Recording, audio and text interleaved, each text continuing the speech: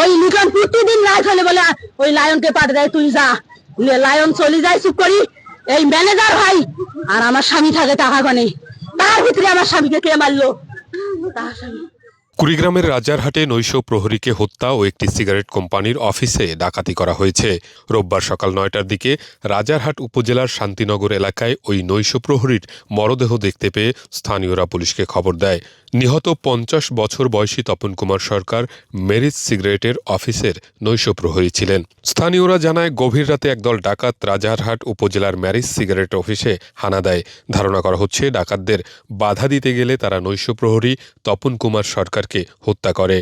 পরে ডাকাতরা আনুমানিক কয়েক লাখ টাকা ও প্রতিষ্ঠানটির মালামাল লুট করে নিয়ে যায়।